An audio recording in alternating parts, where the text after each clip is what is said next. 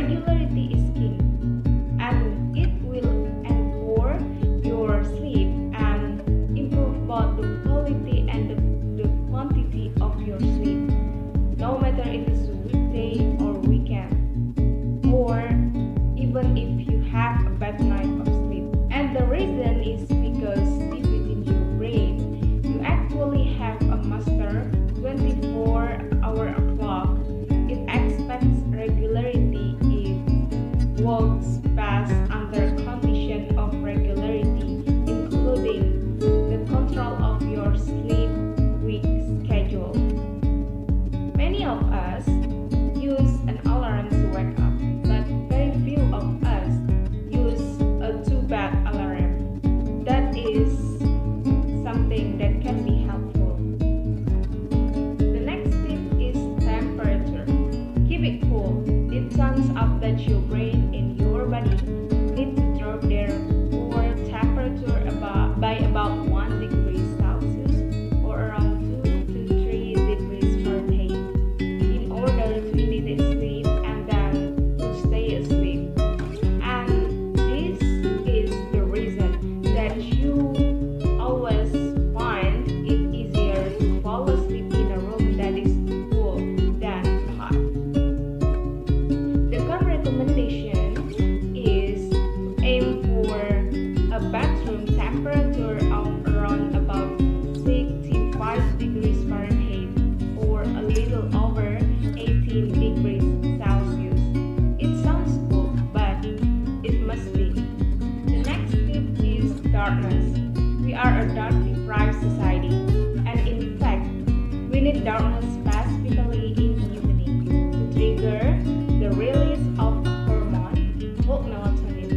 Melatonin helps regulate our healthy timing of our sleep. In the last hour before bed, try to stay away from all those computer screens and tablets and phone. Dim down the lamp in your house. You'd actually be quite surprised at how sleepy that you can make you feel.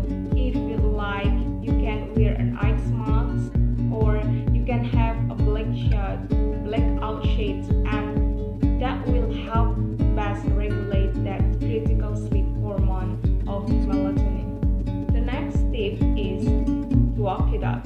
Don't stay in bed awake for a long period. And the general rule of thumb is if you've been trying to fall asleep and it has been 25 minutes, the recommendation is to get out of bed and go something different. And the reason is your brain is incredibly sensitive device. The brain has learned the association that the bed is trigger of wakefulness, and we need to break that association. And by getting out of bed, you can go and do something else. Only return to bed when you are sleepy. And in that way, gradually, your brain will relearn the association that your bed is this place of sound and consistent sleep.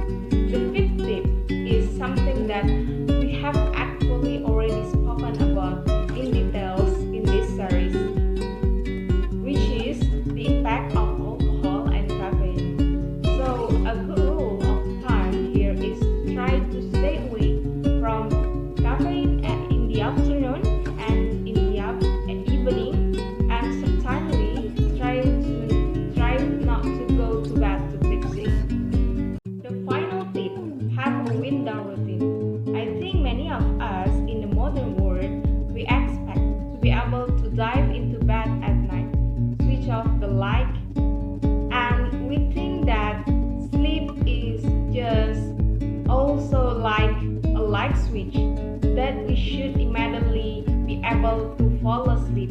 Well, unfortunately, sleep isn't quite like that for most of us.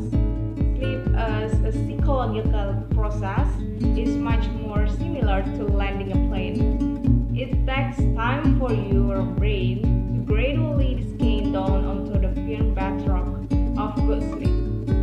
in the last 20 minutes before bed or the last half an hour, even the hour message from your computer